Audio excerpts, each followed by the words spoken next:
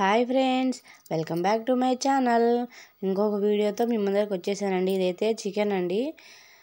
ఇదైతే పారం కోడి అంటారు దీన్ని. చికెన్ లాగా మెత్తగా ఉండదు, కొంచెం గట్టిగా. నాటుకోడి ఎలా టేస్ట్ వచ్చిద్దో వండితే ఇది కూడా అలానే వచ్చిద్దండి. దీన్ని పసుపు ఉప్పు వేసుకొని కడిగేసుకోండి ఫస్ట్. తర్వాత కుక్కర్ తీసుకొని కుక్కర్లో వేసేసి పసుపు ఉప్పు కారం కొంచెం కొంచెమే వేసుకోండి, ఎక్కువ వేయద్దండి ఇది ఇందులో. ఎందుకంటే కొంచెం బాగా ఉడకడం కోసం అందులో వేస్తాం, ముక్కలకు పట్టేలాగా వేయాలి అందులో. దానికి సరిపడా నీళ్ళు పోసుకోండి, ఎక్కువ పైకి వచ్చేలాగా పోయకండి, పొంగిపోయిద్ది ఎసరంతా.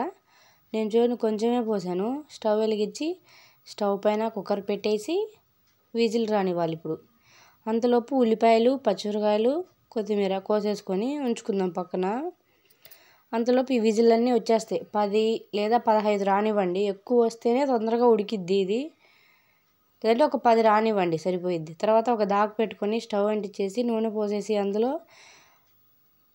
ఇందులో బిర్యానీ ఆకు లవంగాలు చెక్క ఇవి వేసుకొని కొంచెం వేపుకోండి. తర్వాత ఉల్లిపాయలు పచ్చిమిరపకాయలు వేసేసి వేపనివ్వండి, బాగా వేగనివ్వండి. మరి అంటే బాగా ఎర్రగా కాకుండా మామూలుగా వేగనివ్వండి.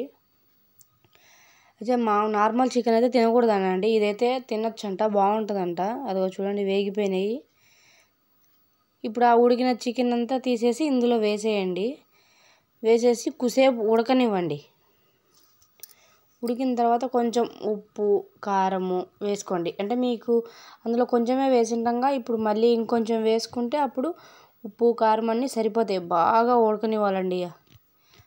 ఎసరంతా ఇనికిపోయేంత వరకు ఉడకనిచ్చిన తర్వాత కొంచెం అల్లము వెల్లుల్లి పేస్టు ఇది సరిపడా వేసుకొని మళ్ళీ కొన్ని అంటే కొన్ని ఒక టీ గ్లాస్ వాటర్ పోసేసుకొని, అంటే ఇప్పుడు చికెన్లో అల్లము వెల్లుల్లి పేస్టు దాని ముక్కలకు పట్టాలి కాబట్టి కూసినిపోతున్నాం వాటరు అంతే.